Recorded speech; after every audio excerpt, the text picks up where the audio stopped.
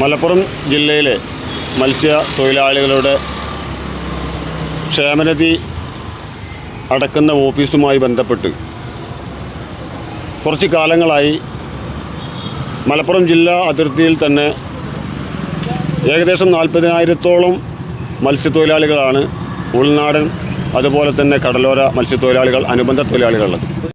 പൊന്നാനി ക്ഷേമനിധി ഓഫീസിൻ്റെ കീഴിലാണ് സ്കോളർഷിപ്പിൻ്റെ ഫോമുകളായിട്ടാണ് ഇഷ്ടം പോലെയാണ് ഈ 8,000-ഓളം ഫോമുകളാണ് കെട്ടിക്കിടക്കുന്നത്. അതിന് ഇതുവരെ ഒരു പരിഹാരവും കാണാൻ കഴിഞ്ഞിട്ടില്ല. ടീച്ചറെ, ഇത് നമ്മുടെ ഫാമിലിയിലെ വെഡിങ് ഫെസ്റ്റിവൽ ആണ്.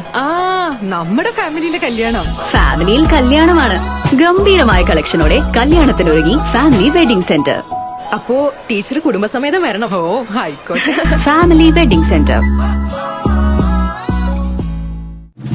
മലപ്പുറം ജില്ലയിലെ പ്രധാനപ്പെട്ട മത്സ്യത്തൊഴിലാളികളുടെ ക്ഷേമനിധി അതുമായി ബന്ധപ്പെട്ടും മറ്റ് ഓഫീസ് വർക്കുമായി ബന്ധപ്പെട്ടിട്ടുള്ള ക്ഷേമനിധിയുടെ ആ ഓഫീസ് പൊന്നാനിയാണ് മുഖ്യമായിട്ടുള്ള ഓഫീസ്.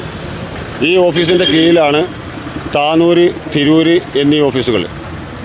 ഇന്ന് ഈ ക്ഷേമനിധി അടക്കുന്നതുമായി ബന്ധപ്പെട്ട് ഇന്ന് ഏറെ മത്സ്യത്തൊഴിലാളികൾ അനുഭവിക്കുന്ന ഏറ്റവും വലിയ വേദന എന്ന് പറയുന്നത് ക്ഷേമനിധി ഓഫീസിൽ വേണ്ടത്ര ജോലിക്കാരില്ല എന്ന് തന്നെയാണ്. അതിൽ ഒരു FOൻ്റെ കീഴിലാണ്, ഈ പൊന്നാനി FOൻ്റെ കീഴിലാണ് താനൂരും ഉണ്ണിയാലും പ്രവർത്തിക്കുന്നത്.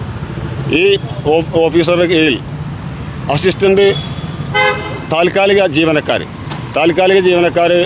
മുൻ കാലഘട്ടങ്ങളിൽ ഉണ്ടായിരുന്നെങ്കിലും ഇന്ന് ആ ജീവനക്കാർ തിരൂര് ഇവിടെയൊന്നും അസിസ്റ്റൻ്റ് ജീവനക്കാരില്ലാത്തതാണ് ഇതിൻ്റെ ഏറ്റവും വലിയ പ്രശ്നം. അതുകൊണ്ട് തൊഴിലാളികൾ നിരന്തരം ഓഫീസുകളിൽ പോയി ചില സമയങ്ങളിൽ ഓഫീസർമാരില്ലാത്തതിനാൽ മടങ്ങി വരുന്ന സാഹചര്യമാണ് ഇന്ന് നിലവിലുള്ളത്. ഓഫീസർമാരില്ലാത്തൊരവസ്ഥയിൽ നമുക്ക് ചെട്ടിപ്പടി, അതേമാതിരി താനൂര്, ഉണ്ണിയാൽ ഈ വക ഓഫീസുകൾ നടന്നു വരുന്നത്. കാരണം നമ്മൾ തൊഴിലാളികൾ ഒരുപാട് കഷ്ടത്തിലാണ്. കാരണം എവിടെ ചെന്നാലും മീൻ പിടിക്കാനും ലൈസൻസോ ക്ഷേമനിധിയോ ഇല്ലെങ്കിൽ കയറിപ്പോളാം എന്നുള്ളൊരു അവസ്ഥയിലാണ് വന്നിട്ടുള്ളത്. അതുപോലെ ക്ഷേമനിധിക്കടക്കം കൊടുത്തിട്ട് അതുപോലും കിട്ടാത്തൊരവസ്ഥ. ഇതുപോലെ ഒരു ഓഫീസ് എവിടെയെങ്കിലും ഉണ്ടോയെന്നുള്ളത് നമുക്കറിയില്ല. കാരണം അത്രയും അവസ്ഥയിലാണ് ഇപ്പോൾ നമ്മുടെ നീക്കുപോക്ക്. പൊന്നാനിയെ സംബന്ധിച്ചിടത്തോളം പറയുകയാണെങ്കിൽ പൊന്നാനി ഒരു 60-70% നമുക്ക് ക്ലിയറായി പോകുന്നുണ്ട്. ബാക്കിയുള്ള കാര്യങ്ങൾ അതിൻ്റെ സബ്ബാണ് ഈ ഉണ്ണിയാൽ, പിന്നെ താനൂര്, ചെട്ടിപ്പടി. ഈ ഓഫീസുകൾ പിന്നെ സമയാസമയം ഓഫീസർമാർ ഇല്ലാത്തതും അതിൻ്റെ തൊഴിൽ അത് നടക്കാത്തത് കാരണം വളരെ അധികം ബുദ്ധിമുട്ടിലാണ് നമ്മൾ തൊഴിലാളികൾ. ഈ അവസ്ഥകളൊക്കെ പരിഹരിക്കാൻ വേണ്ടി ബോർഡ് ചെയർമാനെ നമ്മൾ നേരിട്ട് വിളിക്കുകയും അവസ്ഥകൾ നമ്മൾ അവതരിപ്പിക്കുകയും ചെയ്തു. അതോടൊപ്പം തന്നെ നമ്മൾ ബഹുമാനപ്പെട്ട കോഴിക്കോട് റീജിയണൽ ഓഫീസർക്ക് നേരിട്ട് പരാതി നൽകിയിട്ടുണ്ട്.